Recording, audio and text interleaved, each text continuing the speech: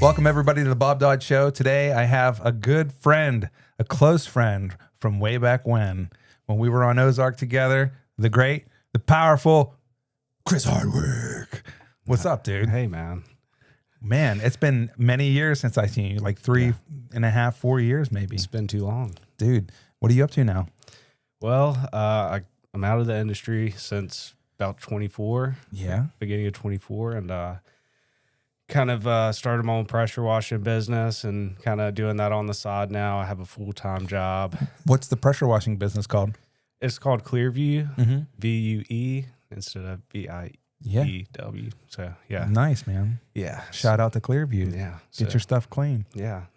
We try to do a good job at doing houses, driveways, pretty much anything that you need done around your house, like fences and stuff like that. So yeah, I mean, it's been slow kind of getting it going and stuff, but it's kind of been picking up these last year. That's awesome, dude. Yeah. So, and now I'm working at Newton Crouch, which is a fertilizer spreader company, and they sell fertilizer spreaders to almost every farmer in the U.S. So Wow. yeah, they like to call it the Bentley of spreaders. So yeah, I'll have to look it nice. up. That sounds awesome. Yeah. I mean, if they got you working there, it must be awesome. Yeah, I guess. You know what I'm saying? Yeah. Yeah. Dude, you were the source of so much joy on Ozark for me. With you, literally, Jordan, Greg, Ben, you guys had me in stitches most of the time. Yeah. And a handful of people comment to me outside of the comment section. So you guys are allowed to comment below that they want to hear all the stories about Ozark. They want to hear all the fun things.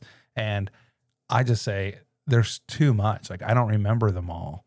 And I don't even tell stories well. So it's like I have to get people on to share the stories. Yeah. But I mean, just you guys always had me cracking up, dude. Always cracking up. That was such a fun crew. And that was literally the last time I worked with you on Ozark. Yeah. You know, man. And I'm not sure what you worked on after that, because it was like literally we had the shutdown, and then we worked on the, what was that, Kevin Hart? That was man, I forget what it's called. Stuntman or something. I forget. Geez. That was a while ago. Yeah. But it was that one, then Ozark, and then it was like, man, I became a Teamster, and I didn't see any of my buddies again for a while. Yeah.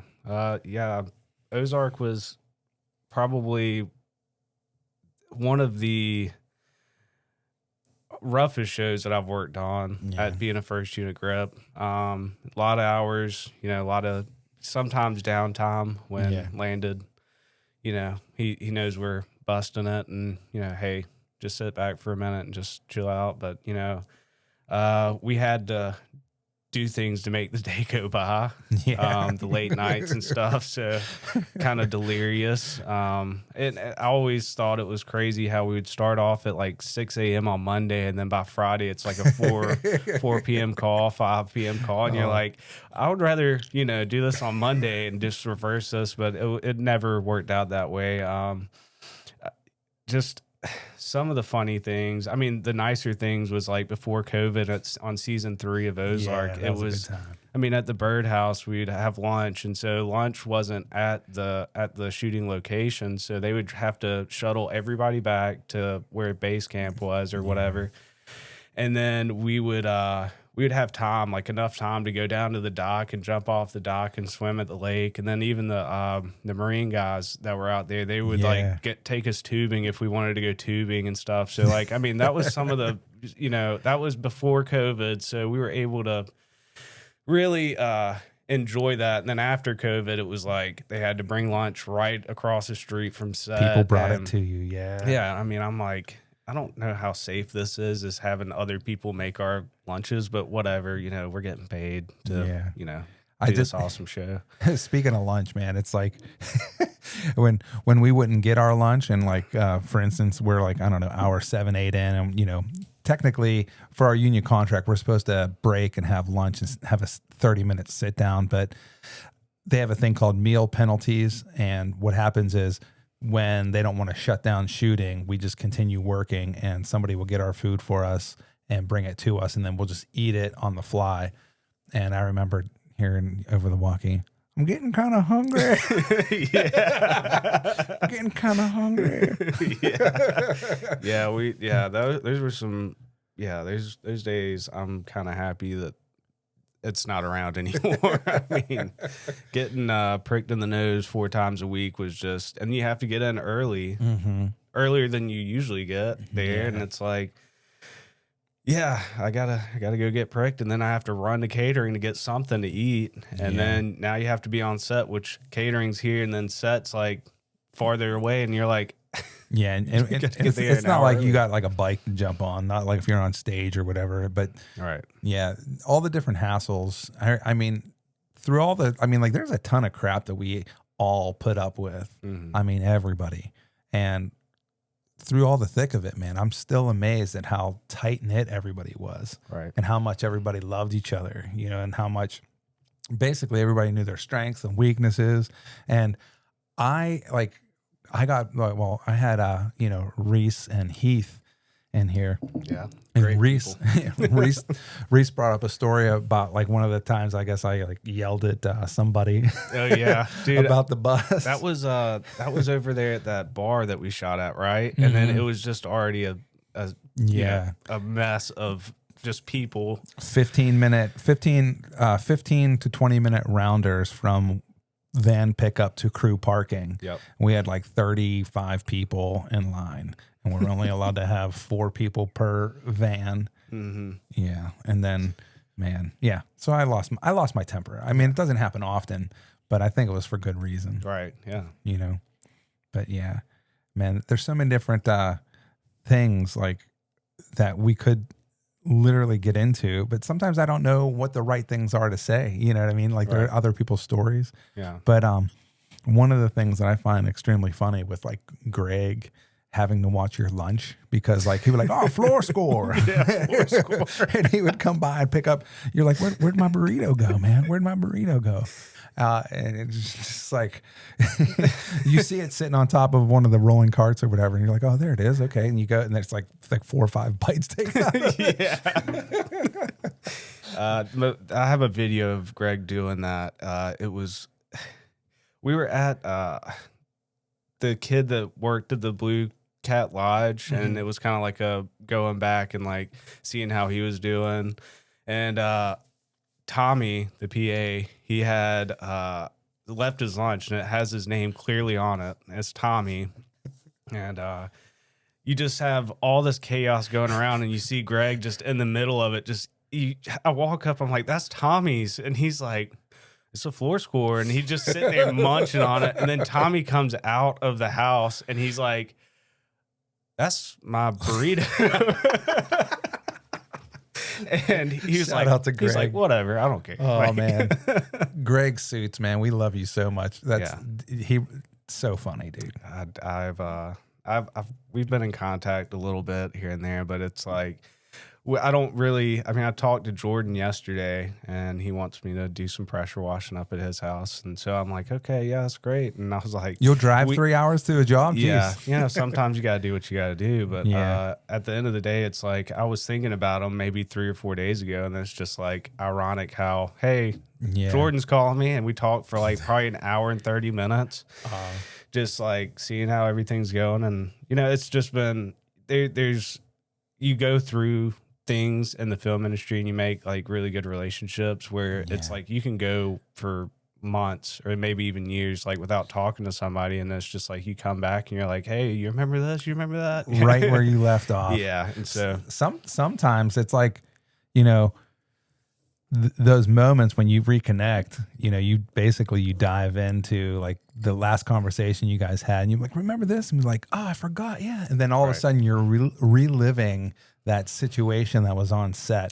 Yep. You know, and it's just, you know, oh my gosh, man, I'm thinking of the things that we had to do. We're climbing up all over the birdhouse, and the roof was falling in, and they're like, don't walk over there. And it's just like, oh, we have to. Yeah.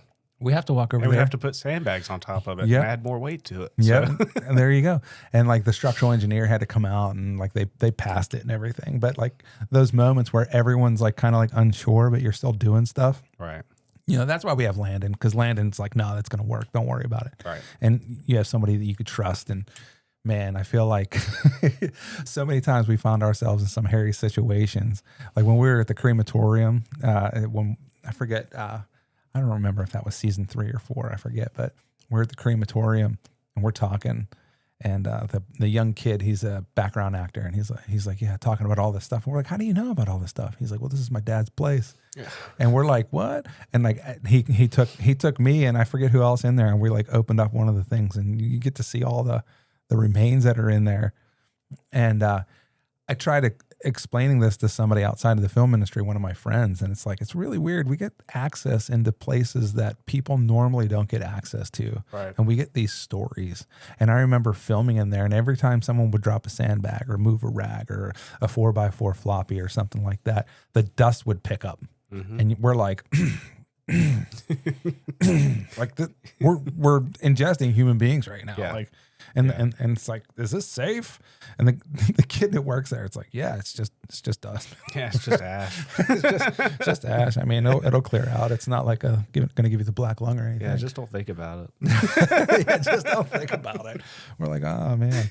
But like things like that, like all the different places that we get a chance to go. Do you have a favorite location that you like to work on Ozark?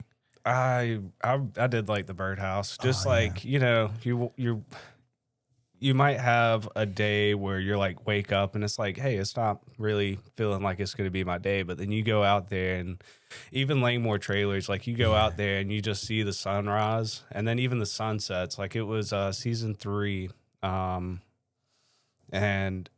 I've never seen the sky so red. It was like a sunset, and it was, I think, our last day shooting there. And just everybody just stopped what they were doing and started taking pictures and videos of like, and I was like, this is awesome. Like, I mean, if I was at the house right now, I'd never be able to see this. Or if I was out doing something else, I'd never be able to see this. And, you know, everyone else on the crew was just like a family. And I know we were like the 3rd grip crew on there, but we stuck and we were able to really make it happen. And just everyone on that crew has just, you know, has a special place in my heart because we endured a lot of stuff and we work great together. Like, I mean, I made good relationships with everybody. Yeah. So, that like Langmore trailers and the birdhouse, and before COVID, it was really like, it was probably one of the funnest houses to like shoot at. And another cool location, I've never been in a jail or in, Lawrenceville. That was Lawrenceville jail. Yeah. And just shooting over there and hearing like the guards' stories and stuff like that. They used to get us pizza and stuff, and we'd be in that parking lot, have to run across the big major road to get to the pizza. I mean, all the locations. I remember the Langmore trailers and the Blood Moon. Well, I have photos of that. Wow. You know, and it's funny that you bring that up because like when I'm like surfing through my photos and videos and stuff, you know, you sit there and think like, oh man, this was a great day, or this was a hard day, or this happened. Like, oh man, we set up everything just for them to change it. And it makes you think like the film industry is so adaptive, and no matter what the scenario is, you as a human being, as a technician, a grip, electrician, special, whatever your role in the film industry is, you have to literally adapt on the fly. And it's interesting how in the real world that it still happens, but it doesn't, it's not on the scale as it is on a film industry job. And I try to explain people, because now that I'm in the real world, telling people, hey, I'm from the film industry, and they're just like, you're applying for this job or whatever, and how is this going to correlate? It's hard to like explain how tough it is and how, well, you know, like what you're able to overcome and what you're able to do for them to like really realize it. And I just had a job interview, sort of like a meet and greet, I guess. And it went well, but I was just wondering like, how in the world am I going to like actually convey my abilities to this people without like talking film industry and, you know, just basically telling them the stories, you know, that, you know, it's rough and tough, but at the same time, the whole entire crew stopped to see this red sky. Right. You know, like it's a different world. I don't want to leave the film world whatsoever. And now that I'm faced with like really having to make a decision, it gets harder and harder the closer I'm like, all right, definitely going to do it. I'm going to make the jump back into the real world. Right. And yeah, how did you adapt to going back to the real world? Because I mean, dude, I'm trying to find insight so I can do the same thing. It was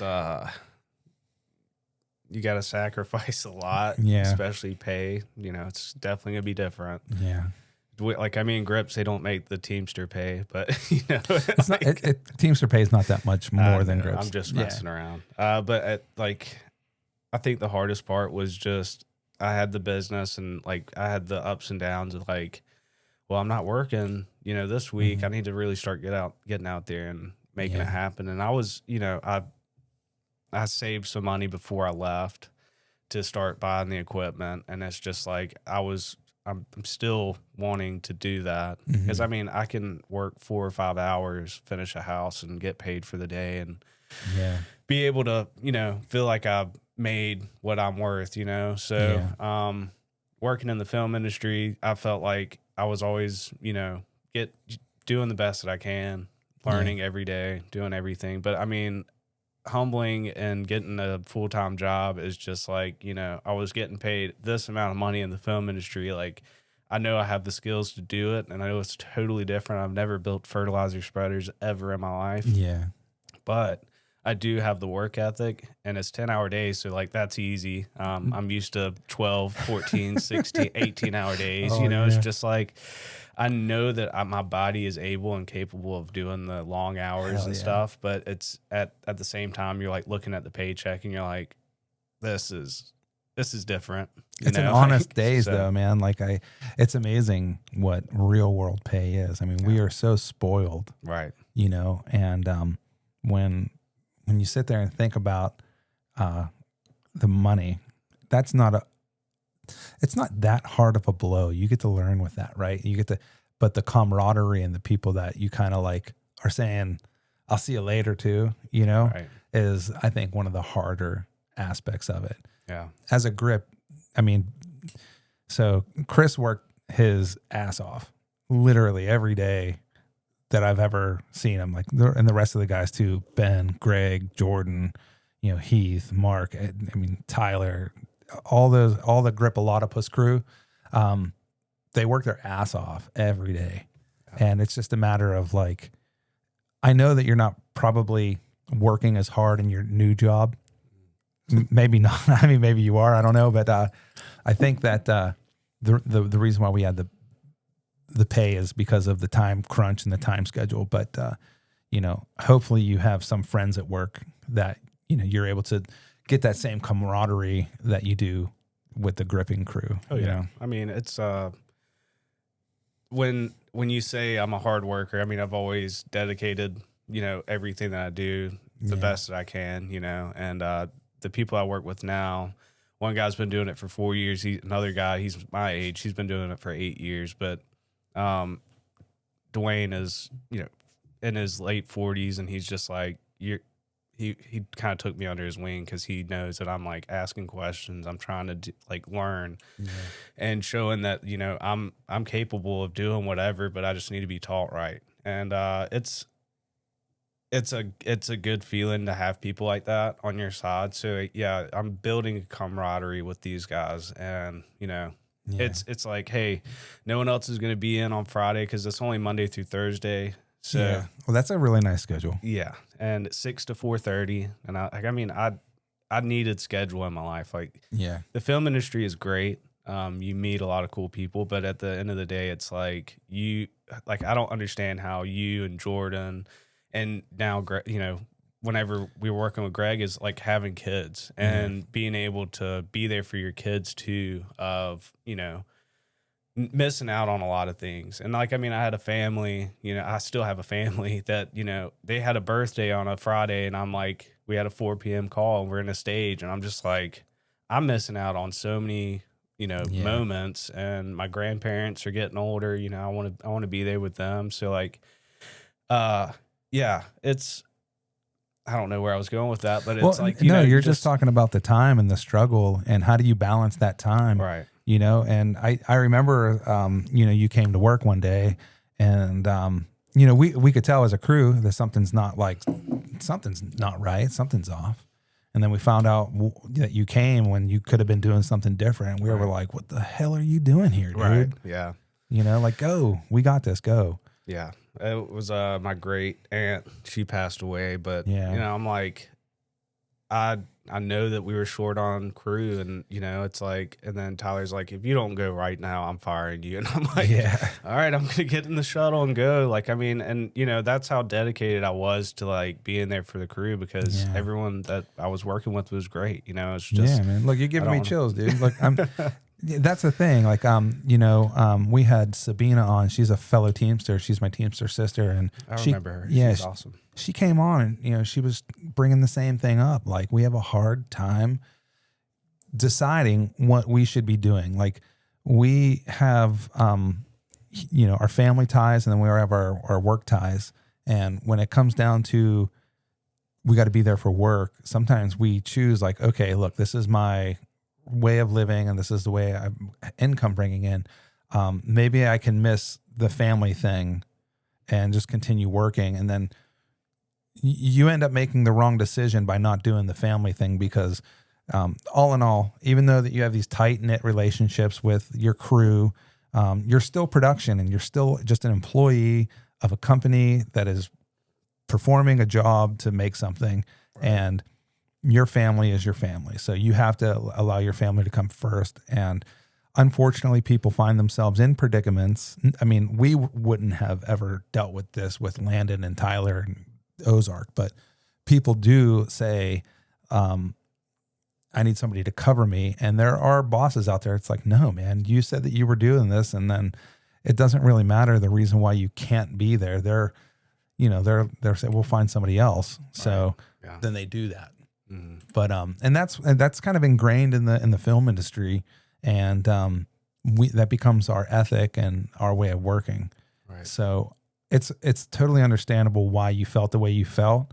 But, you know, Tyler and Landon are the crew that tells you to go do the family thing, come back when you're ready. Right. So, and it's kind of like hard because like, you don't know that for sure, but you still want to be the responsible one to stay where you said that you would be.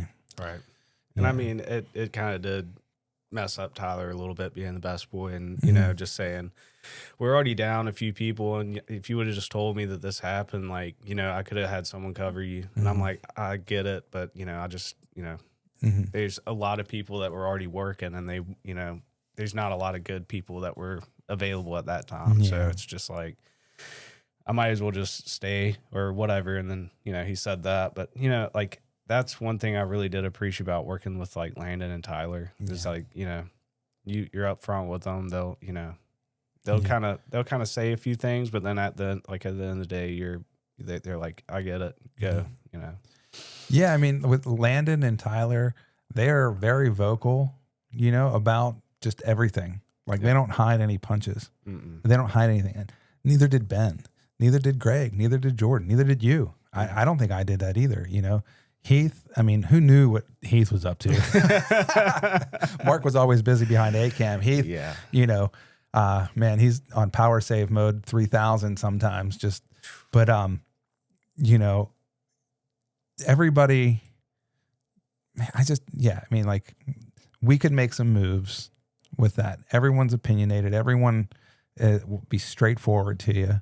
And, you know, it's just when someone isn't straightforward, you're like, hey, man, you could have just said whatever, and we would have been able to do it. A lot of crews aren't like that. I mean, some crews are, a lot of crews aren't. Right. Yeah.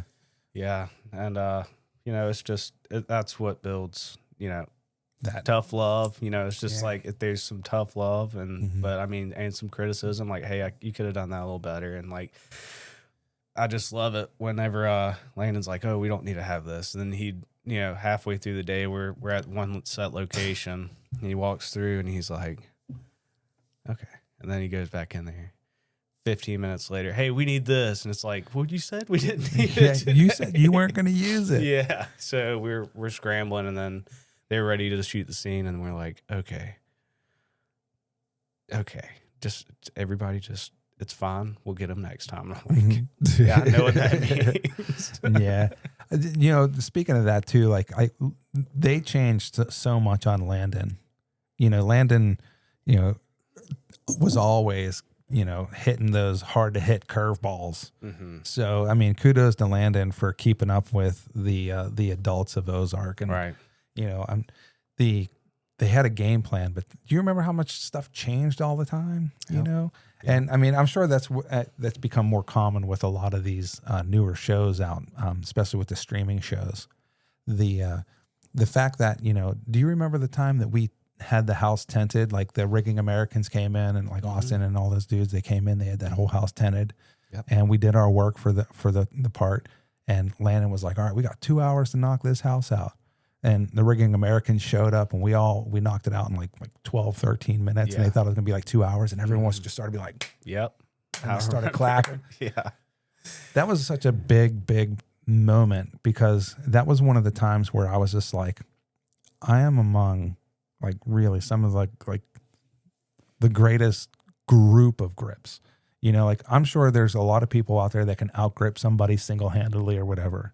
Right. But the actual crew, like the way the rigging crew and the set crew work together, man, like, dude, that was like, it blew my mind, right? Like how like everyone knew everybody and what they could do. And, you know, the trouble, like the trouble of having a whole bunch of people work together is people step on each other's toes accidentally, but that really didn't happen.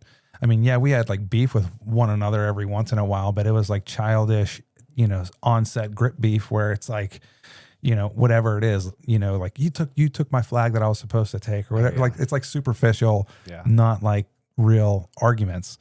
And I think that the last show I saw like a really tight-knit crew was on Superman, and that was working with Kent Baker and his crew. I know him. Yeah, dude. I love Kent, man. I think the world of him. He is and sorry for on the last podcast, the show with my brother Bill, I was kind of toasted on the podcast, and I kept saying Ken Baker, and it sounds like I'm saying Ken Baker. Ken Baker. And my brother was like, "Yeah, Ken Baker." And I'm just like, "Oh man!" I just noticed that, and I was like, "Oh, I might not be saying his name correctly." That's what boozed. So I'm not going to drink anymore unless it's a drinking podcast. But you know, like that crew was awesome, and I was sitting there thinking to myself, like, man, you know, there's not too many crews where you sit there and say like the camaraderie is there, and I had the ability to have, you know, 2 shows where I witnessed 2 really amazing grip crews, you know. Yeah. So it's like I sit there and think to myself, why can't it be like that again? Right. Yeah. You know, and you know, you look at Jason Bateman, you're like, Jason, just make another show in Georgia and you can have all this crew again together. Cause we know he likes that crew. Right. Yeah. You know, I mean, like he still talks to a lot of the crew and keeps tabs on everybody. So, you know, it's just, it's the predicament of this is just like, man, you know, are we going to be able to have that again, even in a different career path, you know? Yeah. I mean, it is heartbreaking to know that, you know, there's only like y'all, like you and Heath and Mark were talking about it. You only have like one great show. And I was lucky enough to have 2. And it was my first show ever. And it was Ant-Man and the Wasp. I, you know, just got out of, you know, the little school or whatever. And I don't tell anybody that. Because, anyways, it's, yeah, I got out of that, and it was like an internship program where they would pay me minimum wage. And we were actually starting, it was at Pinewood, or what was called Pinewood. Now it's Trilith. I walk in to stage 17, and my mind was just blown about, you know, just the scale of it. They're building a catwalk that goes underneath the catwalk. And so there's 47 or 48 motors that would raise it up 40 feet up in the air. And, you know, I was down there. I didn't have like a hater wrench. I didn't have, you know, all the necessary tools. I think I had like a Husky little put in your belt loop little thing. And But I had a adjustable C wrench, and I was sitting there putting pig ears on, you know, the hand railing and stuff. And like every day I was like showing up on time. I was doing everything I needed to do. They saw that like I was able to keep up with what I had basically. And it was probably 2 weeks into my internship program, and one of the foremen, Billy Witherington, he worked with Kent Baker. Kent Baker was my key on my first show. And he walked up to me, how do we get you off this bullshit internship and get you on crew pay? And I'm like, I don't know, but I'll figure it out. And so like the next week I was on crew and, you know, getting crew pay and finished out the show 6 months and, you know, made a lot of great contacts with, you know, working with those people. And they were a tight knit crew, and met one of, he was Josh Burnett. He's about the same age, and he kind of like showed me the ropes. And I wasn't the best, but he showed me, you know, get up in the scissor lift, you're going to hang this track, and like showing me how to do it, how to do everything and rigging wise. And I was able to get on locations on that show, which everybody was like kind of, you know, kind of upset. Like, this new guy's getting locations, like that never happens. Kent saw a lot of me, and Billy did too. And, you know, they really took me under their wing. And I'm, you know, I've have some regrets of, you know, not being able to go back. But yeah, I mean, stayed in Savannah for 2 weeks, you know, per diem, everything. Like I was like really seeing, you know, what the film industry can do. And, you know, I've always wanted to travel and like go to different places. And I've been to Savannah before, but I wanted to go to like Iceland or something like that, just to like see what's up. And anyways, that was a blessing. And just everybody on that crew was a tight knit crew. And, you know, Billy, who'd always, you know, walk around like, hey, at the end of the show, he was like, hey, you're never going to have a crew like this again. And I'm like, that's sad. And I was like, I just hope I can get work after this. He's like, don't worry, you will. And I'm like, and, you know, just after that, like I was able to do like 2 days with first unit with the gentleman grips with Alan Rawlings and Rico. Oh my gosh. That was one of the tightest net.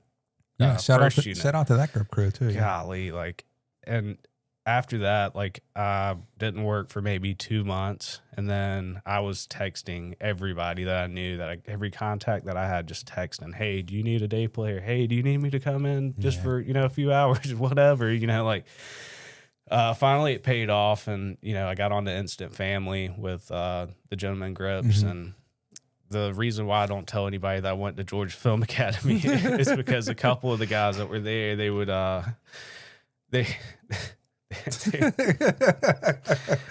I'm not trying to talk smack, but it was sad because, you know, I started, you know, making connections with the guys that had been with Alan and, you know, Rico for a while, and they're like, yeah, that kid from Georgia Film Academy, not me, but another kid. You know, I walked up and said, hey, I need a speed wrench, and he opened up his tool pouch, and it was just loaded with Crafty. And so like he was trying to find a speed wrench, and his snacks were just falling out. And I'm like, this is why I don't tell anybody that, you know, like, you know, it's just some people, they just, it's a big thing. Like, I mean, catering is awesome, you know, Crafty is awesome, but when you're at work, you're at work. So like, I mean, they're just like, you're not hiding any snacks in your pockets, are you? And I'm like, no. And they called me Chauncey because that was my first. And I was like, so Chris Moore.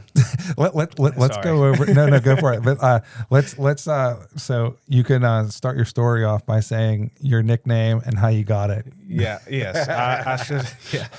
So I have many nicknames, and it was on my first show. So like after I was able to get on to the show as a crew, they gave me a walkie. Chris Moore was on the show too, and I wanted people to call me Chris. And it's so every time they would call Chris on the walkie, I'm like, yeah, go. They're like, not you. And I'm like, okay. And Billy comes up, he's like, we need to figure this out. Like, it's been 2 days, so like me keep on like, hey, yeah, this is Chris. And he's like, we need to figure out a different name. And so I was like, okay, cool. So I was like, what about John C? Because my first name's John. I was just going to go by the middle initial. And Paulie, shout out to Paulie. I went back into stage 17, and I left my walkie down on like the little blueprint table, and Paulie was down there and I put John C on it, and then he ripped that tape off and put Chauncey. And then I don't know if you ever met Peyton, but he's a really cool guy too. But he started making a joke like, "Oh, I had a bird back in the day, and I named him Chauncey." Just like all these names started coming up, and so I go up into the perms, and I'm like rigging or whatever, hanging whatever, and I come back down. It's just Chauncey, and so it stuck from then on. And then it was like, there's a lot of other people that would just like, I told them, my aunt would call me Fur Lloyd, and so they always said it was Fur Lord, and so I don't know, like just like crazy because it's Christopher, like Fur Baby, Fur Lloyd, all that stuff, and then it just like they wanted to make a shirt, like one of those scattered shirt, like with all the different names, and it was like Chancerelli Sunseed Fur Lord to the second power. And just like adding like you're gonna have a whole shirt and like filled with nicknames. I'm like, okay, and whatever, if they're making fun of me, then that that means they like me. Yeah, so, that's so true. That is so true. It was that was probably one of the coolest shows that I worked on. Got to see a lot of cool things and do a lot of cool things, meet a lot of good people like Daryl Humber. Yeah, is it Humber or Humber? Humber. Yeah. He's going to come on the podcast. Oh, that's awesome. I have a message out. We're just trying to figure out. So he's going to come on. That's awesome. Yeah, he's very. I actually took a class up at the 479 hall, and Jeff Curtis and Daryl were up there, and it was just good to see them and just teach a craft. Yeah, get our union to actually teach the actual things you're supposed to learn. And Dolly is not for me. I already know that. Oh man, yeah. I wish it was, but it's not. You were on screen as a dolly grip though. Yeah, that was. So he has some screen time. I'm trying to think of the name of that show with Kevin Hart and John Die Travolta. Die Hard. Yeah. I did get a picture with John Travolta though too, so that was awesome. Everyone talks the stories that go down on that show, and it's like, I don't know, they're not my stories to talk about. And someone came up to me and was like, "Hey man, tell me the story, about someone like rubbing Landon's tattoo." And I'm like, "That's not my story to tell." I'll let Landon tell that if he's ever on here, or I'll let those people tell the stories. It's like, how do you know about that story? It's like, oh, talk to so and so. It's like, oh man, words, like all these stories, man, they're we're gonna get as many stories as we possibly can on this show. That's for sure. Do you have any favorite stories of just the film industry itself? I was just thinking about one. It was when I first starting out as like first unit grip with the gentleman grips, and I was just day playing. So Rico, the best boy, called me. He's like, "Hey, I need to come talk to you. Can you work tomorrow?" I'm like, "Yeah, sure." I wasn't supposed to, but yeah, I would love to. And he was like, "All right, well, you're going to get with Mark Wahlberg's business agent, and he's going to tell you what you need to do." I'm like, "Okay, cool." So I met him. He was like, "Mark needs a new gym piece built in his hotel room at the Intercontinental." And so I was like, "Okay, cool." He's like, "How much do you think it would be?" And I was like, Rico told me, he was like, "Charge him whatever you want. Like, doesn't matter. Just charge him." Like, okay. It'd take me a couple hours, so like $200. And anyways, I got to go into Mark's hotel room, and when I say, or when he says that he is a gym, always in the gym, like his whole living room was a gym. Yeah. Stairmaster, dumbbells, anything that you could imagine. I kind of missed out on an opportunity to get one of his old bench presses that he's had for like 20 years. But it was basically like a pull-up bench press type thing that I was building. And And after I got done building that, his business agent comes in and he's FaceTiming him, showing Mark, you know, what I built. And I get on the thing and I'm like doing pull-ups. And Mark's like, oh yeah, that works great. I got to like talk to him for a minute there. And then like 2 days later, we're on set and he gets done with the scene and he comes out and we make eye contact and I'm like, hey, how's that new gym set working out for you? The nicest guy. He was just oh yeah, like you built that? I was like, yeah, I built that for you. And how's it working out? He's like, oh man, I woke up at 2 or 3 a.m. this morning. My personal trainer got drunk the night before. So like there's people banging on his doors and Mark, he goes up, he's like, gets a cold bottle of water, starts banging on the door saying, Mark's here. Like, you better wake up. It's time to work out. The personal trainer, he's a big old dude. And he's like, he opens the door and Mark just like says, he splashes the water in his face and says, it's time to work out, motherfucker. And this is all while like all the grip, everybody's like working around us, and I'm sitting there having a conversation with Mark Wahlberg. Yeah, and I get done with that, and like I took the walkie piece, like the earpiece, out of my ear, so I didn't have to hear anything that they're saying. Yeah. And just like that was probably one of the coolest moments of like actually talking to somebody. And then I got to meet Rasta, which is one of his guys that's been with him since the beginning, and Cowboy, which is his best friend and stunt double. Like got to have lunch with them and just like really get to talk to him. And like, yeah, Mark's great. Like he's just another dude, man. Yeah. When someone's loyal, like Mark is loyal. Like he does not just drop anybody. But once I got my earpiece back in, they're like, what were you doing? They're like, you're not supposed to talk to talent. And I'm like, well, I kind of had a free pass to talk to him. And I was like, you know, he was really cool. So that was probably one of the coolest stories that, you know, I mean, there's a lot of other cool stories, but I have a Mark Wahlberg story. Oh, really? Yeah, I mean, it doesn't deal with Mark, but it deals with the front of his bus. Oh, okay. So on Electric State, we had a dog that we like to take care of, you know. So, and we would take the dog and walk him around, and awesome dog. But we're walking around, and we're at Black Hall Studios, and Mark Wahlberg, his bus is just hanging out there, and I noticed that the dog, I mean, I'm ready to clean it up. You know what I mean? I'm noticing the dog's like sniffing around there, but I get him away. If we're going around, I finally get him to the woods, and the dog does the bathroom. I clean it up, and I have, you know, the doo-doo and stuff, and I throw it away in the garbage. And as soon as we walk by Mark's bus again, right at where the bus door opens up and the steps come out, the dog ran and like pulled me over, and took another number. Yeah, did a number 2, and right in front of his bus. Oh gosh. Yeah, dude. Like literally right where he would put his foot.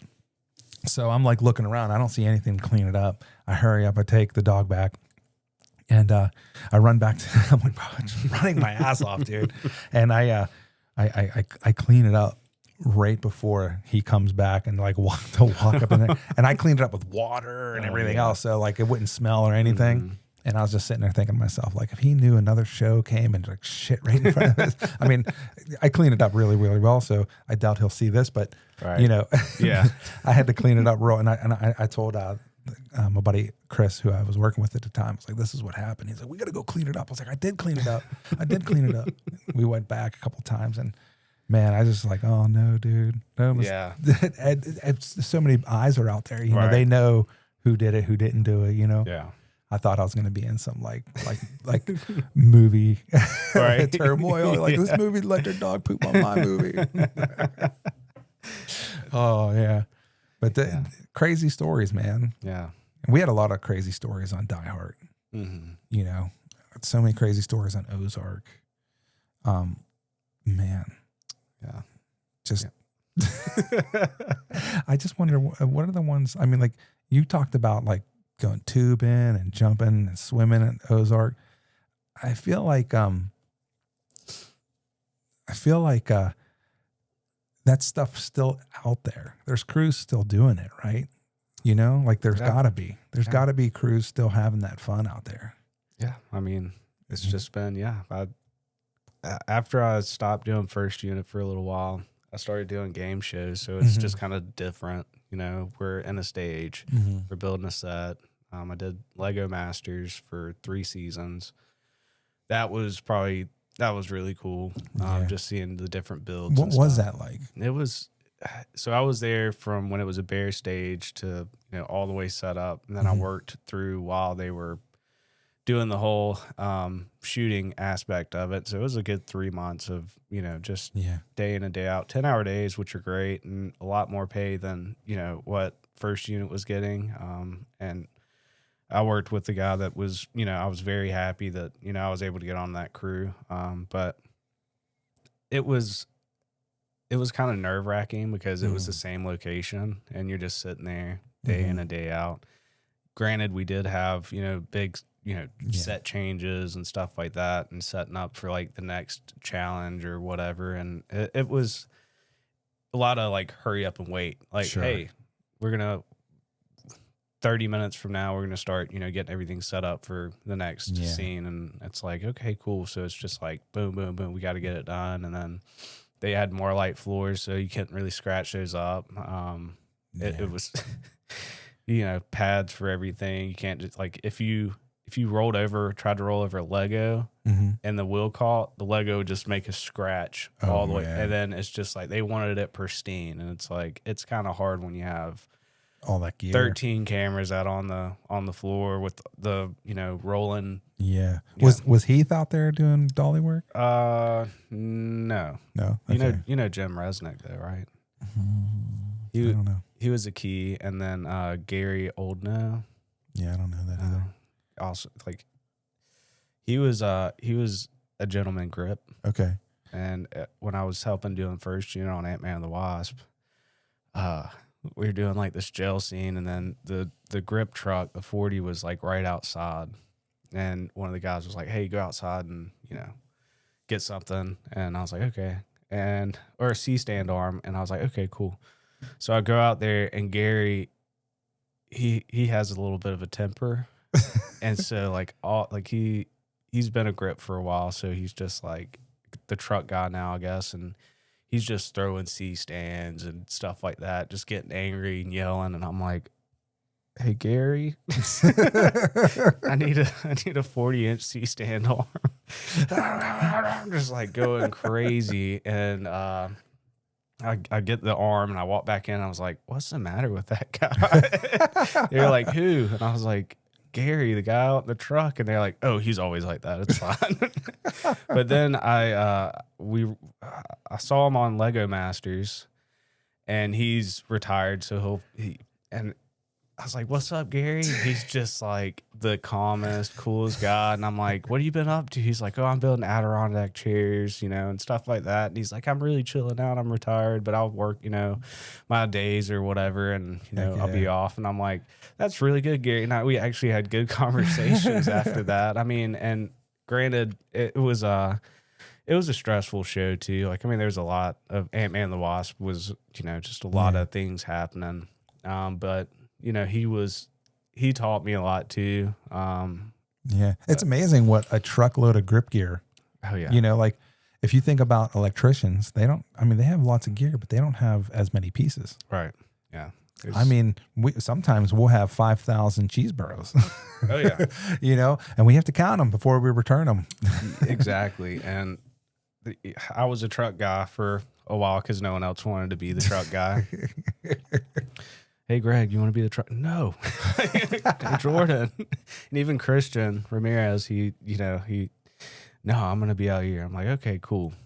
So like I just kind of had to take over that role. And so whenever you owned it, you knew where everything went, bro, like you were the quickest at loading it. Those people, some people would just like go in there, take whatever, and you know, I would be on set trying to help out or whatever, and I'd go back and it's just like every drawer's open, everything's in. Like I would make sure everything's organized so like when you open the drawer you can see it, and then it just got to a point where it's like you don't get anything until you know. If I'm on the truck, I'm gonna get it for you. You're not coming up here and destroying my stuff. Like it takes time to do that, and to be efficient, you have to have everything, you know, workable. And you know, if we're having 2 or 3 different locations, it's like. We can't just have it. Like the biggest thing was sandbags, and it sucked at night because it was like they were green, and we're out in this farm, dark green. We're out in this farm, and it's dark, and it's like, oh, we're missing a sandbag, and it was at the barn. What was that called? To the old lady's place. Yeah, the heroin barn. Yeah, and you know, it's 1:30 in the morning, and Tyler's like, we gotta find it. I'm like, bro, I'm not the one slinging these out all the time. And it's like, we have probably 60 acres of stuff that we were shooting anywhere. Yeah. So it's like, all right, well, we lost a sandbag. Dang. Yeah. And it wasn't even just a sandbag, it was a shot bag. Oh, so they gosh, were more yeah. expensive.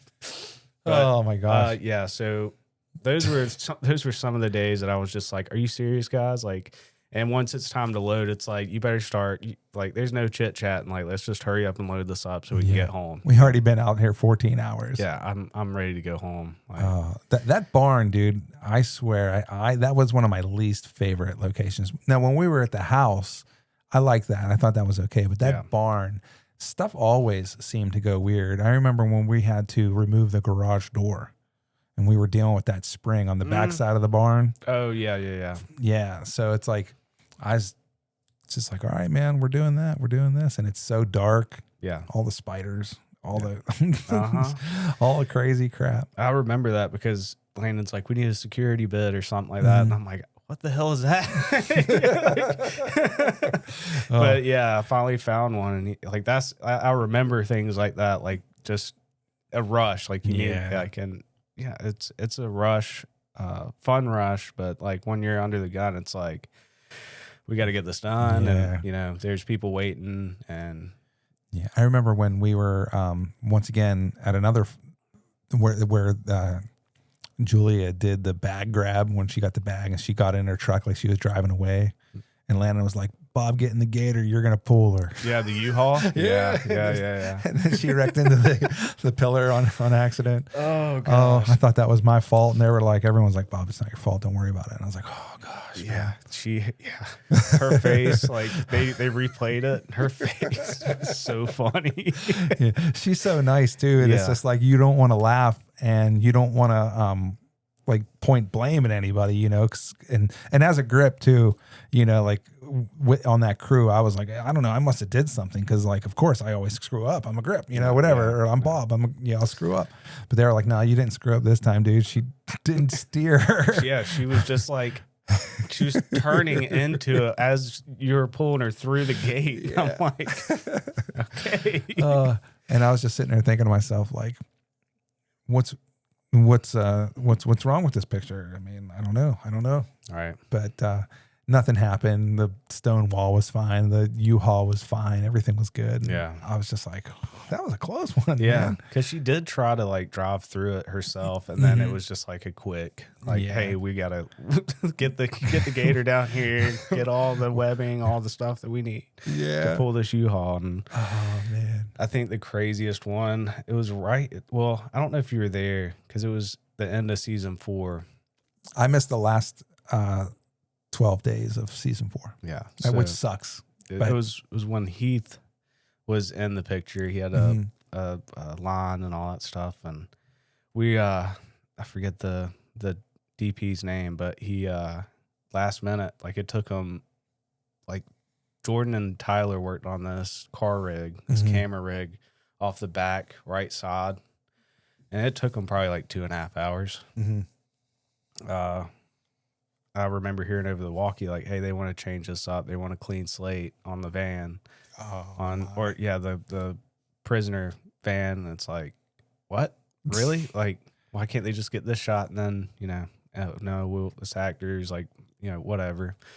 And I I just remember we're in the dark. We're over at this Lake Lanier, one of those back roads, and just tearing down this thing. And it took us, 15 minutes, but still, it's just like putting it back together. Yeah, it's like we're probably not going to get the same camera rig, but we did.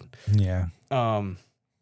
Just like things like that, just changing it so fast, and you're like, yeah, just get this shot real quick, then we can, take it all off, and then, get the other shot that you're looking for. But yeah, I didn't even realize like Heath was gonna be in it until like he's getting out of the van saying, whatever his line was, and it was awesome how they integrated everybody that wanted to be a part of it. And I'm in one of the episodes. Yeah, you're on a scissor lift, right? Yeah. And the funny thing is that they only had women's pants. So they were a little tight. They were like, this is all we got. Like, and I'm like, okay. So I get in the bathroom. I'm like sucking in. I'm like, oh gosh. Like, I go out, my butt's looking good, whatever. I've heard so many stories about how nice your butt looked on that. Look, I mean, oh gosh. I got a compliment. They're like, that guy that rides a dirt bike with the green screen behind him and he has a fat ass? Like, you remind me of that guy. I'm like, I don't know how to take that, but thanks. I know who they're talking about. That's funny, man. Yeah, he does some funny stuff. And then riding a skateboard and all that stuff downhill. And he's just like, I don't know if it's actually his ass or just like padding. That's padding. Yeah. But speaking of dirt bikes, I mean, are you still riding? Do you still have a bike? No. I mean, I have a Duke 390. It's a street bike, but I really should have got the adventure model of that because I really like the trees and riding off road, but there's not a lot of things to do on the street like I would like to do. But I mean, I bought a KTM it was a 250. Was that off of Jason? No, he wanted to sell it to me for really cheap, and I was just like, yeah, I'll buy it. And then something happened. I think he took it, long distance trip, and he's just like, I don't want to sell it to you. And I'm like, okay, that's fine. But I bought the 250 off of Walker, and then I rode that for about 2 years. Me and another guy that I worked with on Lego Masters, we would go, and it's Cedar Town, but Highland Park. I mean, it's so many trails. They have MX tracks and stuff like that. So, I mean, I used to ride when I was like 13, 14, 15, 16, around, all those ages, and I loved it and scared the shit out of my dad a lot.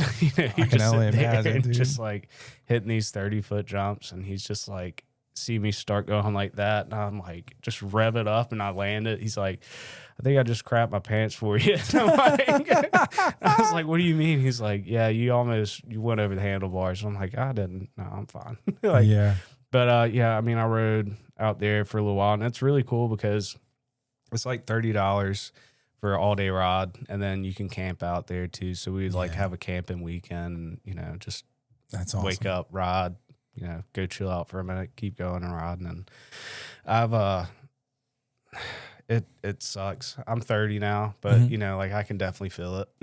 Like even if I don't mess up, like I can feel it in my wrist, like the wrist pump and everything. So I was like, like I want to get a street bike, so because it's not as hard. The Duke 390 is nice. Yeah, I mean, especially in the turns. I mean, if you're going to go anywhere where there's a lot of turns, that Duke is going to be perfect. Yeah, the wheels, the length of it is really nice, and the height of it. Like, I mean, I sat on the adventure model, and I'm like tiptoes because I'm short, so it's like I want something where I can like plant my feet down and feel comfortable. And and then I was like, what can I do to like drop the lower the adventure bike? He's like, oh yeah, it's gonna be another like $2,000 I'm like, no, I'm good.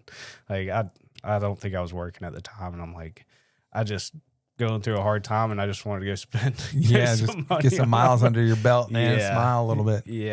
Man, but it's been fun. I really want to get another dirt bike, but I gotta deal with some other things first, and maybe one day. Things are changing. You're getting older, man. Yeah. You got different life goals, I'm sure, than you did last 4 years ago. Yeah. super ecstatic that you still have a motorcycle though. Right. I have a dream of me, you, and Kenny like actually hitting the roads. Oh yeah. I'd like to make that happen sometime before Kenny puts the bike away. We always talk about how, last time we seen Kenny, he looks like a man dying, dude. I don't know what happened. He's like Fabio now, like gorgeous. Oh my gosh. Jordan and Ben and Tazi were doing a show in Griffin. And I got off work and I just rode up there. I just like walked on the set.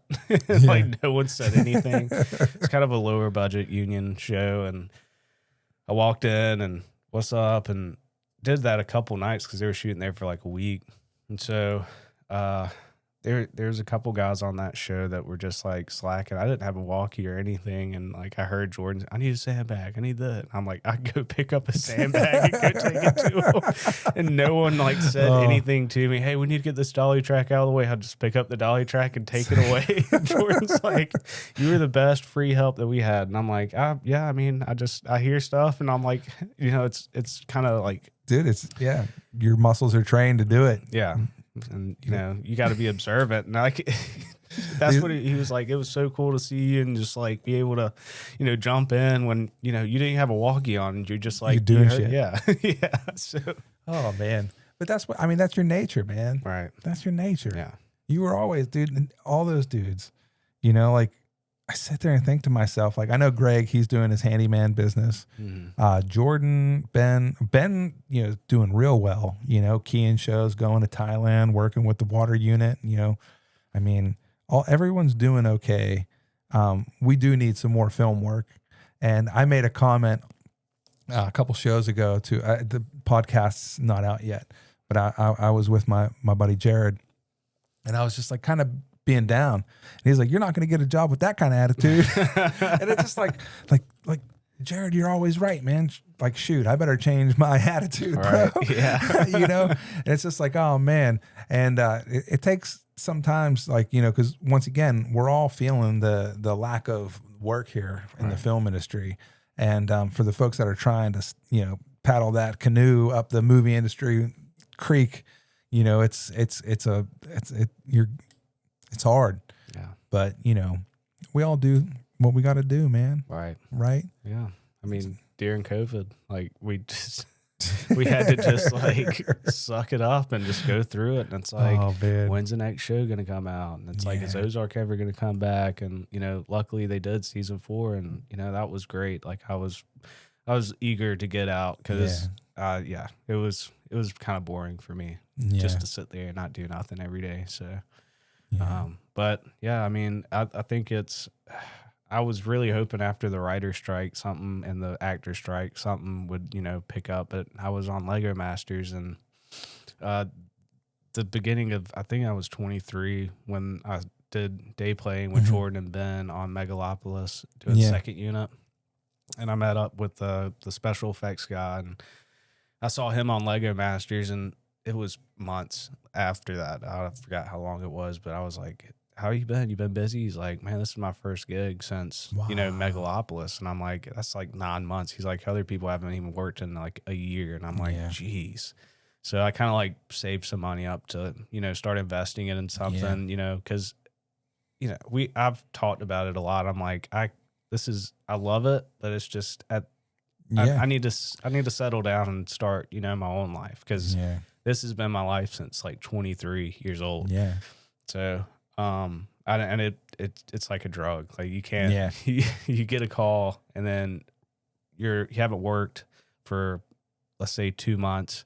You get a call and you're like, okay, cool. Yeah, I'll do that. And then next, you get another phone call and you get another phone call and you're like, sorry, man, I can't do that. I can't do that. And it's like, you have to let some people down, but you have to let the people that you worked with for a little while. Like that's kind of what happened with Kent Baker and myself. Like I waited, I did Ant-Man and the Wasp 2017. At the end of that show, he's like, whenever I get back, it's going to be a few months, but whenever I get back, you better drop whatever you're doing and come work for me. And I'm like, okay. So I day played all of 2018 and waiting. And then Tyler saw me I was doing the Gifted, and he was the Dolly Grupp, and he was just like, what are you doing for the next 6 months? And I was like, well, my mom planned like a beach trip for the family and stuff like that. And he's like, for 6 months? And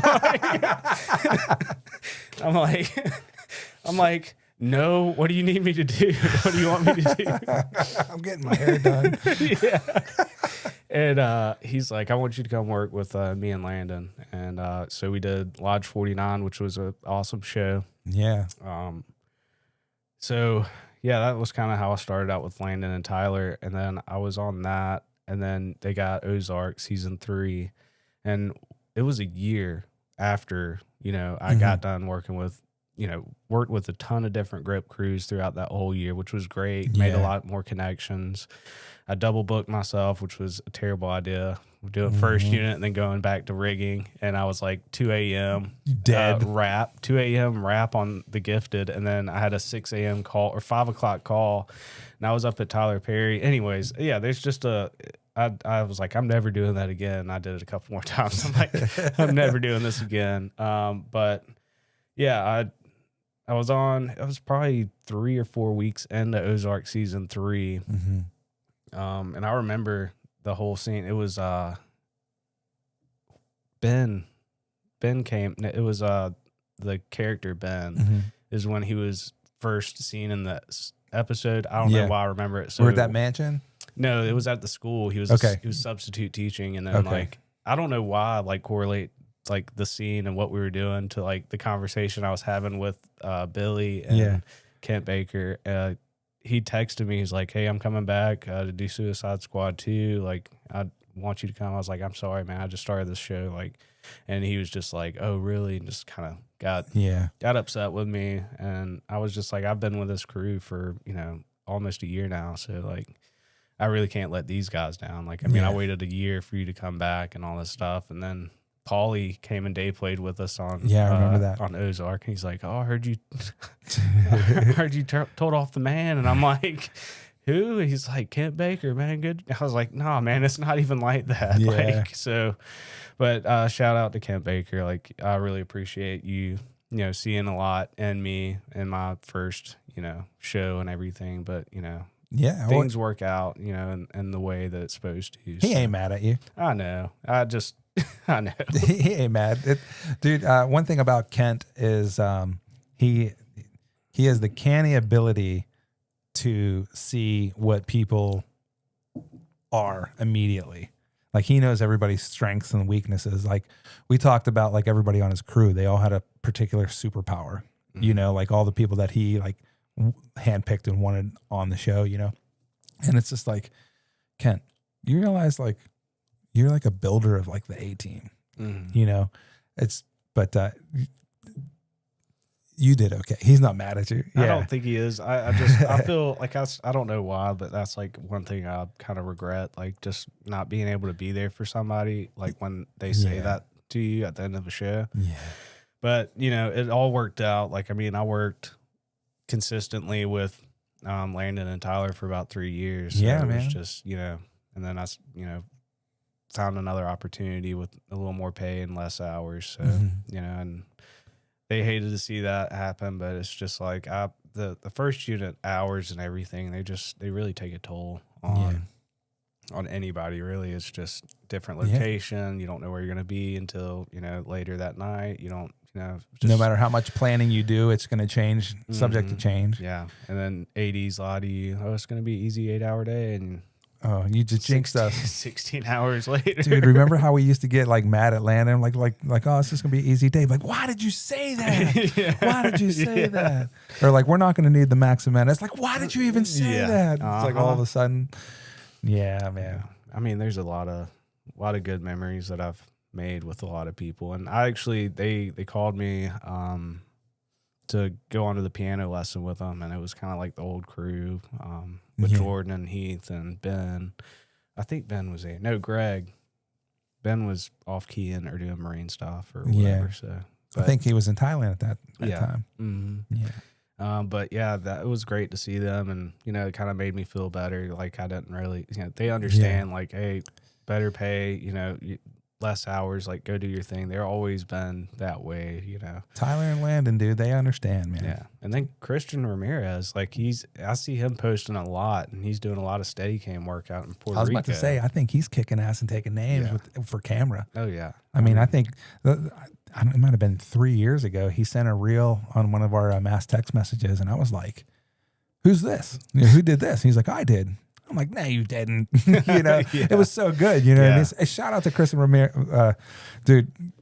You're kicking ass and taking names on the camera. That's for sure. Steadicam, being an operator, hell yeah. It's awesome to see him doing so great. And I just remember I was like, man, I want to go to Puerto Rico. He's like, you know how to dance? I'm like, no. And he's like, well, we'll teach you how to dance up there with the pretty ladies.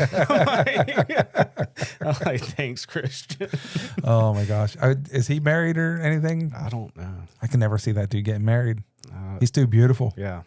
He's like the Puerto Rican Superman. Yeah, he is. He really is. If there was ever a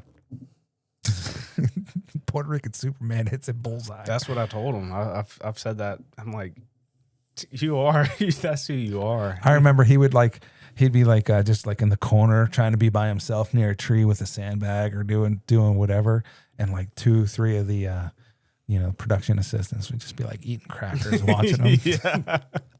Yeah. And I'm like, girls, what? He did the cool stuff, like stuff that I would not be able to do, but he was a lot stronger than I was. Like he would grab 4 35-pound sandbags. Oh yeah. He'd put 2 on each shoulder, and then like put the other 2 and like hold them down, like, and he's just like walking the set like it's nothing. And I'm like, you're gonna kill yourself. No, I'm not. I'm like, nope.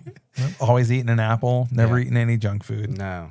Always working out. Even when you're gripping, it's hard work enough, and the dude still found time to like do push-ups and stuff. Insane. Oh man, I miss that guy. Heck yeah. I remember what was it? My gosh, it was one of those dock days again, dude. He would stop. Even dudes would be like, "What?" Yeah. Yeah. Oh, dude. Heck yeah. Yeah. Film industry, but. Yeah, I mean, I think it's really humbled me and kind of helped me kind of set back, because like I was making a lot of money doing in my 20s. So I was like, my older brother, he's an accountant, and he did my accounting stuff for a couple years while I was doing it. And he's like, how are you making that much? I'm like, I'm working all the time. Yeah. And I was like, I made this much this year. What happened to it? He's like, you're spending it all. And I'm like, I was like, you're right, Kurt. Like, oh my God. How many brothers and sisters do you have? I have 2 brothers and 2 sisters. Okay. Am I remembering this correctly that you have a sister that's a pilot? Yes. Okay. She's not, well, she's still test flying F-15s, but she's working for Boeing right now. And, she builds all the technology for like new technology for the F-15s and stuff like that. So that's cool. Yeah. She's enjoying that. Yeah. I mean, having a family, like any of them have children yet? Curtis, my older brother, does. He has a 3-year-old. Nice. And I'm an uncle. That's awesome, dude. Congratulations. And shout out to Curtis. 3-year-olds are tough, man. Yeah. Don't shake the baby. They're potty training them now, and it's funny because me and Tiffany went out, and he was grilling some hot dogs or whatever, and we go out to the backyard, and Rawls is just butt naked, just running around. That's his son, and it's like, what in the world is going on? And he's like, we're potty training them, and I'm like, oh, okay, I see. And so, yeah. Oh man. Oh, dude. I feel like now that you kind of like you're settling down here, and you're definitely in a different position you were many years ago. I mean, you now have a woman in your life. Yep. You have a little one to look after. Yep. You got some responsibilities now. Yeah. Working for the company that you're working for now, I mean, that has to be a good feeling to just sit there and know like this is steady.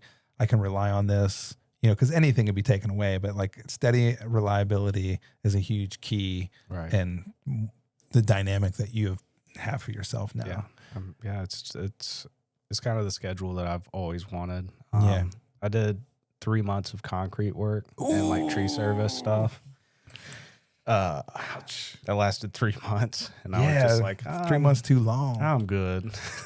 Dude, concrete work, man. I mean, don't get me wrong. It's rewarding, and I guess it can be fun. I don't know. It's just tough work. All the dudes out there doing concrete work and block work, man, my hat's off to you. Yeah, I mean, that's some tough it's just stuff. Not for me. Like the big forms and stuff, you have to put it into place and make sure they're leveled out. And then, they're building 12-foot walls. So you're like, you got to build this thing up, and you're just, it's sketchy, and a lot of hard labor. And, I prayed a lot because it was getting to the point where I was not feeling like I was valued or, that kind of stuff. And so at the end of the day, I was just like, God, just if you have something for me, like open a door. Like, so the beginning of this year, I got a call like, hey, they need to do some pressure washing here at Newton Crouch where I'm working at now. And it was funny enough because the guy that is a salesman I talked to, I went to high school with. Nice. And so he was like, what are you doing now? And I'm like, I'm doing concrete work. He's like, oh man, that sounds rough. And I'm like, yeah, it kind of is. And he's like, well, we have 2 open spots at the final assembly, building the spreaders. And I was like, okay. And so he took me around. He like kind of showed me, what they build and stuff. And he's like, it's like a big Lego set. Like you get all the parts in, you put it on, It's clean work, right? Right. Yeah. Yeah. I mean, I get dirty. I get dirty sometimes because when we're testing hydraulic fluid and all that stuff, like you get real dirty. Clean work is like, not 95-degree weather carrying 6 sandbags into, murky Lake Lanier water and sand and coming out. And Yeah, exactly. Yeah, it's probably one of the coolest jobs that I've had, minus a lot of stuff in the film industry. I mean, it's just like, so, I mean, I'm in a shop. We have fans in there. When it gets hot, it does get hot, but I mean, you're not out in the blistering heat. Yeah, dude. But yeah, I mean, before I went in to go do the pressure washing job, like I was like, talked to him and I was like, hey, if I asked God, I was like, hey, if this is where I need to be, just like, do something, job opportunity. And, I didn't say anything about, if they're hiring or anything. He's the one who brought it up. Yeah. And I was just like, oh, that's awesome, man. Yeah, I'll put in an application. And, a month later I was, got on with them and started working there. So it's just like, I feel like that's how my life has always been. Like, I always ask God, like, if this is the right thing, if this is where I need to be, you'll open the door for me. And the crazy thing about Georgia Film Academy is like the school, where the catering hall is and stuff over there, like that, the other wing is the Georgia Film Academy. And I go there Tuesdays and Thursdays. And Pinewood's right across the street. And I would, every day, every Tuesday and Thursday, I walk out of there. I'm like, I'm going to be there. I'm going to be there. Like just manifesting it. And then like my first gig was over there. Yeah. And then it just was, it's crazy to think like how everything, works out, but manifestation is real. And just like saying things. I mean, prayer is real. Right. I mean, I pray all the time. My wife and I, we went so many months without any kind of employment. And then all of a sudden, all at one time, we, have all these opportunities. Right. And, the fact of the matter is now we're like praying for, hey, Lord, take us, in the direction you need to take us. One job was like, when I say pay cut, it's not even a pay cut. It's like you're making a fraction of what you normally make.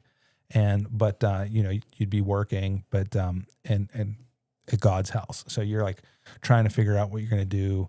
You're going to take a pay cut, but you're doing something for the church. Right. And then, nothing really happened there yet. And then another job comes up, and it's kind of like on paper, it's a highly compensated job, for a technical company. And, you're like, all right, Lord, you're like, hey, if this is the right direction. And then I have something else going on, and it's just like, we're just trying to, pray and make sure we get the right signal and do the right thing. Because sometimes I think, dude, He lays it out in front of you, and it's just like we're just blind and stupid, and we just like step right over it. Right. You know, like just because like we're human, you know, we make idiotic mistakes, and you know, it's cool though when we do catch it. Right. And like you landed something you dig. Yeah. You know, we might not dig it up every day, but you know what? We're happy. I'm not like ticked off. I have to go somewhere to work, and we're got a roof over our head, you know? Exactly. Yeah. And you know, just, I look back and I'm like, I did 3 months of this concrete stuff. And now it's like, I don't have to be outside. Like, I mean, now it's like I go outside in the sun. I'm like, dang, it's hot. Like, I'm happy with just having a fan blowing hot air on me. You know, it's better than standing out in this heat, you know, and lugging heavy stuff. I mean, I'm very blessed for, you know, where God has put me. And, you know, it's just, not everything is kind of worked out. And it's not on our time, it's on his time. So like he puts you through those things to show you that, hey, you know, you suffered, and now it's time to kind of reap the benefits and what you've learned and how you're gonna, you know, move forward and anything else that you want to do, going to do. And so I feel like putting God first is always the best. So. Oh, yeah, agreed. Yeah. Once again, I'm like stupid. Like I'll be the first person to tell you I'm stupid. And sometimes when something is blasting you right in the face and you're just like, I don't see it. Yeah. It's like when the ketchup's right there in the shelf and in the refrigerator. And I'm like, where's the ketchup? Right. And obviously then your kid comes over. It's right there, right in front of your face. It's the like, tunnel vision. Yeah. You couldn't see between your own eyes, you know? Right. Yeah. Yeah. It's just tough, man. You know, we always talk about the lens and the view of how you see things. And it's my friend Richard put it real good to me. It's like, you know, everyone says look in the mirror. It's like, don't look in the mirror. You already have a preconceived notion of yourself. So why would you look in the mirror? Like, don't look in the mirror, because you're just going to see whatever your brain is lying to you. You know, the devil's constantly lying to you, you know? So try to look at it through a lens. So step away from the mirror and try to see things differently outside. Right. You know, like if you're looking whatever direction you're trying to do, have a different perspective, try to see it in a different lens. Yeah. And it made a big impact on me, man. I sat there and I thought about it for many, many days. And, you know, sometimes I'll be like ragtag and like agitated and just, I guess, not ready to deal with whatever gets thrown at me. And, you know, I react a certain way, and I have to sit there and think like, oh man, that's right. You know, it doesn't have to be this way. It's everything I'm doing is my choice. If I choose to get upset, it's my choice. If I choose to let it bother me, it's my choice. You know, let's choose not to let it bother you. Right. Hard to do. Very hard. easy to say, hard to do. But if you continue saying it to yourself enough, then sometimes it works. Yeah. Yeah. And I did a 6-week positive thinking course before I started the film industry, because everyone has these negative, especially I did like a negative outlook on myself. And the thing is that you can rewire that. And one of the things that I learned is like writing I am everything, like whatever it is. I'm smart. I'm, you know, I have discipline. I am this, I'm like all your I ams, and fill up a sheet of paper and like do it every day. If you start feeling negative about something, just write it out and say, I'm not negative. I'm positive. It just helps rewire your brain to like, I think that's like one of the big reasons why, like, cause I wanted to get in the film industry. I wanted to do that. Yeah. It kind of just helped me have a positive, you know, open mind about what I wanted, and not get negative if I didn't get a show, or not getting, not getting the show that I wanted to get on. It's like, I am going to get the show. I am going to do this. Like, I am going to be over at Pinewood on my first show. I am, it's just like all these things that I manifested. And during that time, I was doing a lot of meditations, just, positive meditations before I go to sleep, all that stuff. And I did that for like from when I started the school, before I started the school, and then I was, when I started getting onto Ozark, and I was down in Griffin, so we had Lake Lanier, and it was an hour and 45 minutes. So I was waking up at 3:00 so I could get there an hour early to take a nap in my car and then, get back, get to work. You had a long, I mean, we all had long drives, man. Yeah. But your long drive, we know it. Yeah. But the meditations like really helped. Just kind of centering yourself. Yeah. Refocus and center. Even if it, I'm having a bad day or something, it always. Yeah. Yeah. It could always, I mean, that's another thing too. Like with the film industry, with all the different changes, all the different personalities that we deal with in a day-to-day basis. Mm-hmm. I mean, when you are forced to face like this, like moment where you need to like recalibrate, and it's not happening for you, but you're still trying to do it. I remember being on Ozark one day, and it was right after we got the COVID shots. Mm. All of the talk about we need to do this, we need to do that. And I didn't want to get the shot. Me neither. And I know that if we didn't get the shot, there was likely we would be fired. Right. So, and that's not to say bad about the production. These are like rules set in place by even people that are higher than them. So, the fact of the matter is if you didn't get a COVID shot, most likely, your department head would have to let you go. Mm. And I know that was real hard on Landon and Tyler, but Landon and Tyler, they had their own opinions and own views and things like that. And I remember sitting here saying like, I'm going to have a bad attitude after I do this. And I'm going to be so upset that I did it. Why am I going to do it?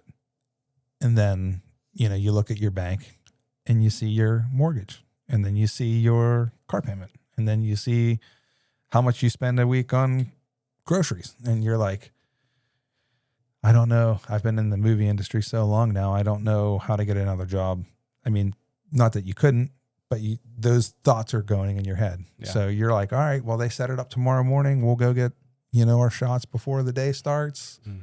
And I'll be employed and I won't have to worry about it. I won't have to wear a mask. And that was like one of the beliefs, So it was easy to like align yourself and like bite into that mode because of those predicaments that your own family was in.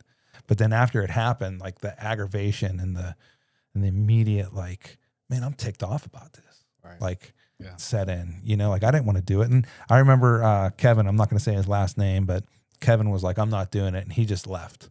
And I was like, dude, I wish I had the balls that Kevin did. But then I had to remind myself, Kevin doesn't have kids. Right. Kevin's not married. Like, all right, cool. I have kids.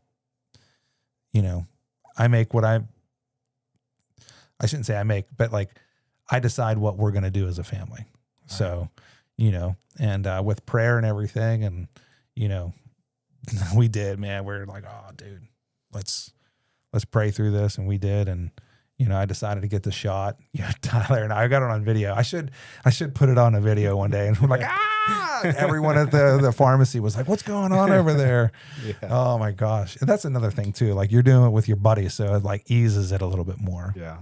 Yeah. It doesn't seem like you're doing something terrible, but, sure felt bad at the, afterwards. Yeah. I definitely didn't want to get it. And then after that safety meeting, it was just like it really set in. And then I was like, let's go hang out one day. And it was the day we were off, and God, Tyler, we driving by. He's like, oh yeah, I got to go get my COVID shot. You're going to get one too. And I'm like, no. So I did. And, I don't know. Did you have to get 2 different shots? We had 2 different shots. Yeah. I don't remember the second one. So, I mean, I just, but I did not want to get it, but it was a thing where I wanted to finish the show too. Like if it meant for me to finish the show, then I was, I wanted to be a part of season 4 all the way through, So, I didn't get like super sick, but I was definitely sore. Like from my arm, like I got sick. And even another Teamster, he was electric. Brandon. Mm-hmm. Yeah, I remember Brandon. Yeah. He got the Moderna shot, and he got like really sick. He's like, man, I almost didn't even come in. I was like throwing up all last night. I'm like, oh, that sucks. Like, it's crazy that like to get that, you have to go through that. Yeah. That's one of the things, man. And that's what that's like, after I got the shot, first 2 days were fine. Didn't feel anything. Third day, you know, you kind of like, man, I got a kind of a headache a little bit. Yeah. And then like literally I felt worse than I did when I actually got COVID during that shot. And I remember my arm hurting. And I remember sitting there thinking to myself, like, we got to do a second shot. Like, I don't want to go through this the second time. Yeah. And then sure enough, we go through it, you know, a couple weeks later, get the second shot, and you feel crappy again. Yeah. You know, all for to take your mask off, and then you don't get to take your mask off. Yeah, exactly. Yeah.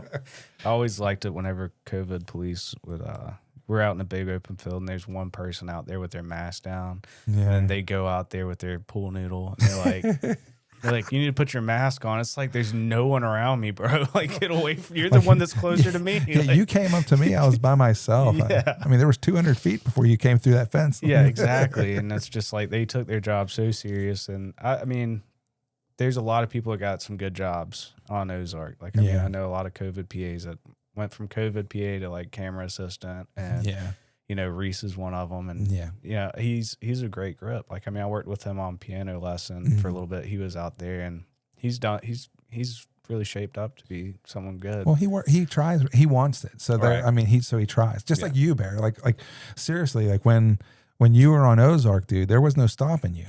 All right. I mean, you were like the strong pit bull that would just like, I know you talk about, you know, Chris putting all the sandbags on it, but dude, you were like one of the tough grunts that would get the shit done, where I would be like, oh, if I wait 2 more seconds, I know, you know, Bear's going to grab it. Yeah. That's one of my flaws. Yeah. You know, I want to get it done. Yeah. You want to get it done. And like, you worked your ass off, and just like, you know, like with Reese, you know, he wants it, you know, he still wants it. Yeah.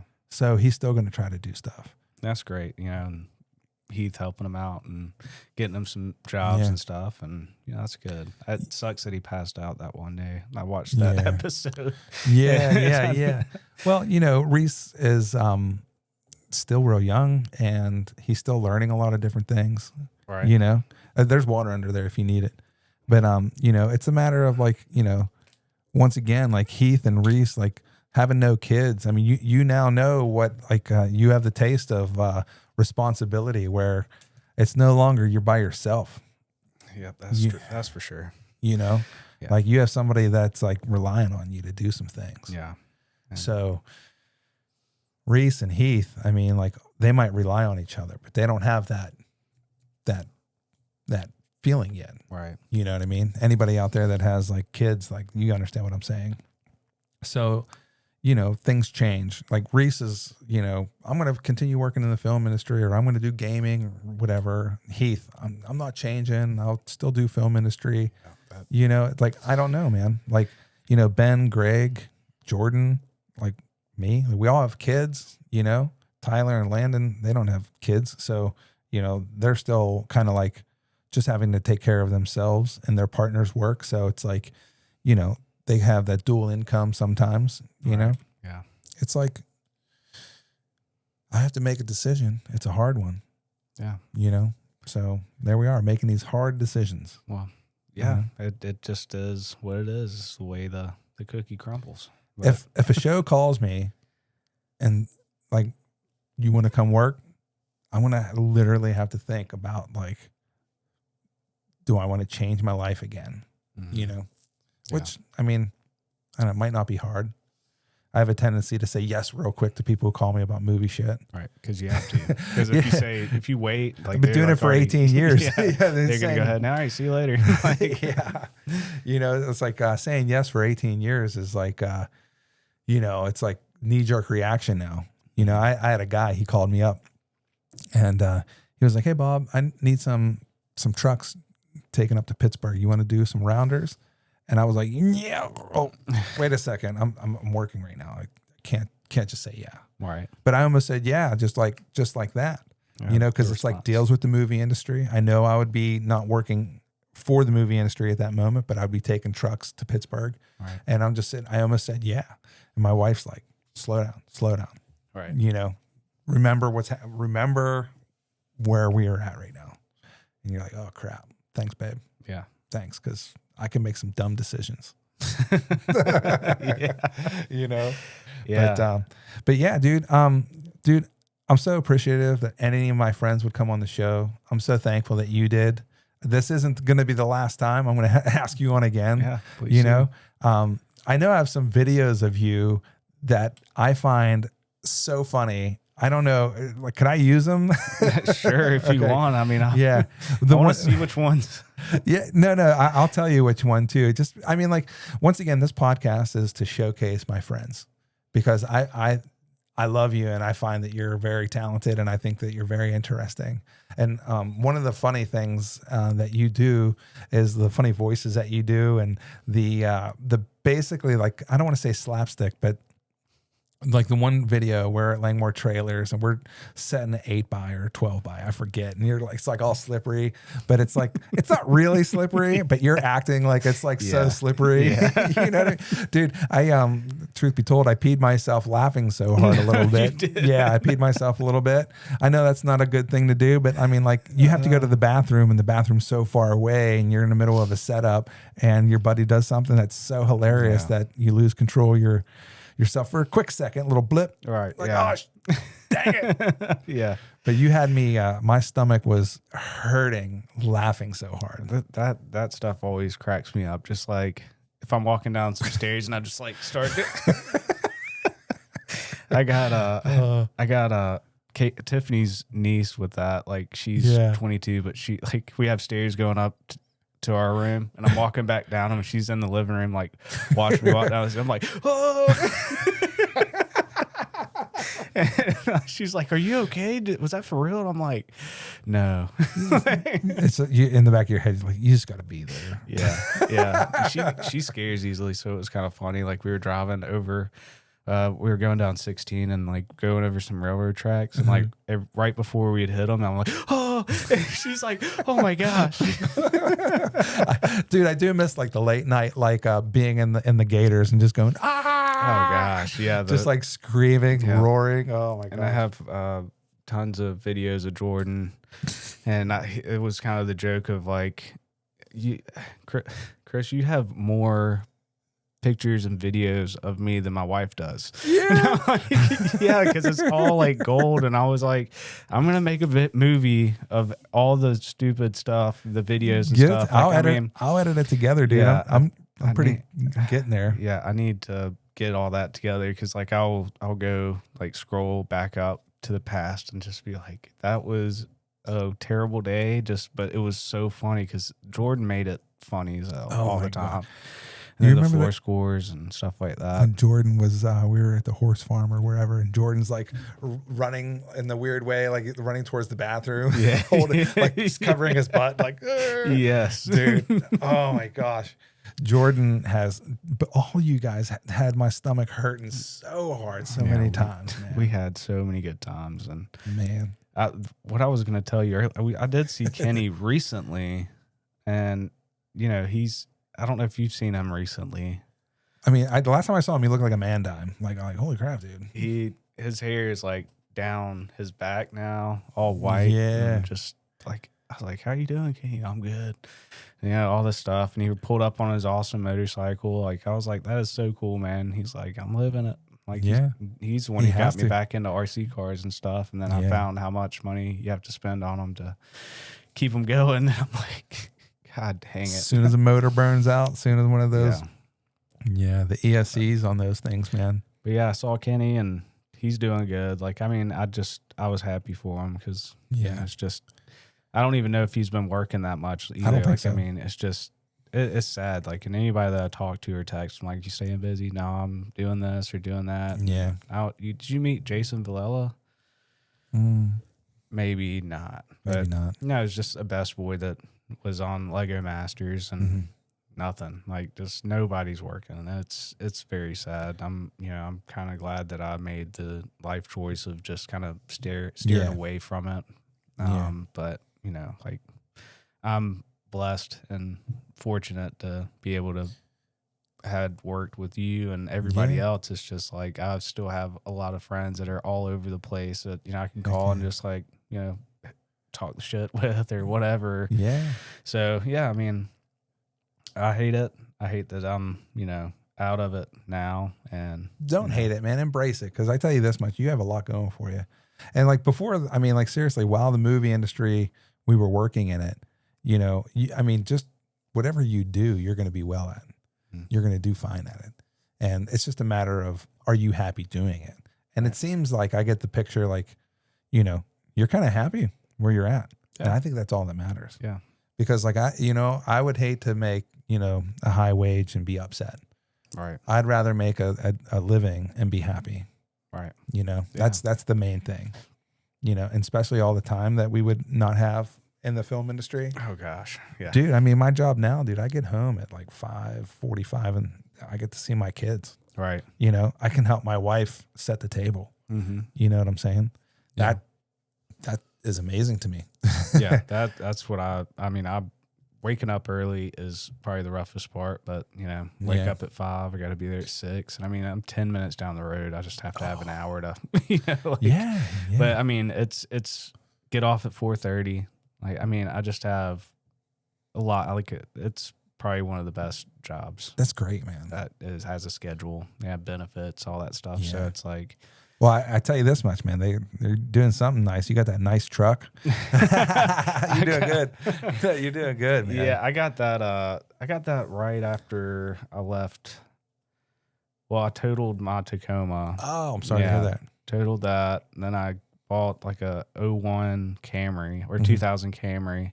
That thing was awesome. Yeah. My brother-in-law fixed it up and lowered it a little bit, put some 2017 Camry rims on it. It looked awesome. Then I was like, I need a truck for my motorcycle. So I had a Camry and a 05 Nissan Frontier. Yeah. Then that one crapped out. And then the Camry crapped out. And I was like, I got to have something. Because this was in the middle of Lego Masters. And I'm like, I got to get something that's reliable. Yeah. So I got that truck. And I enjoy it. I know a lot of people aren't Ram truck drivers or whatever. But they're like, you should have got a Toyota. That's what my brother-in-law says because he loves he's a Toyota guy. Hey, dude, if you have interest on it with sounds like you can write some of that interest off now with the big, beautiful bill passing and all that. Oh, yeah. That thing was built here and all your car interest can be written off if that's true. Yeah, if it's true. Who knows, man? I'll see it. Yeah. That's like one of the things, like I was like, yeah, it sounds like the big, beautiful bill. I mean, it has some parts, that are cool. You can write off, $12,000 of overtime. My wife goes, yeah, but that's only $12,000 of overtime. That's what, $2,200, $2,100 that you can you're getting back. That's it. Yeah. It's really not. Don't say 12,000. You're getting 2,000. Mm-hmm. Yeah, exactly. It's like, babe, you're so smart. You can really, think about stuff. Yeah. But dude, once again, I'm going to wrap this up, man. Thank you for being on the show, dude. It is a huge pleasure to have you here. And I just want you to know that I would love to have you back. Yeah. So for the folks, who are out there watching, I want to thank you again for subscribing and commenting. My wife and I were putting a plan together.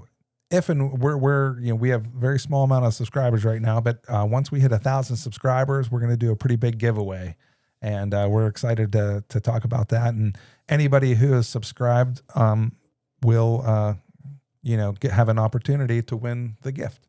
So thank you for joining us. Please like, subscribe, comment, and share, and we'll see you guys again soon, man. Thank you guys very much. Later. It's the Bob Dodd Show on a ride. Laughter and joy with Bob as your guide. Tune in now, don't miss the flow. I'll be right up, babe.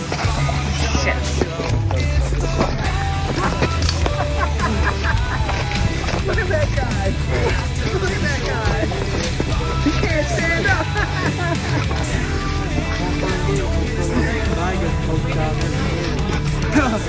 Got it. I got it. Good? Yeah, I'm good. You good?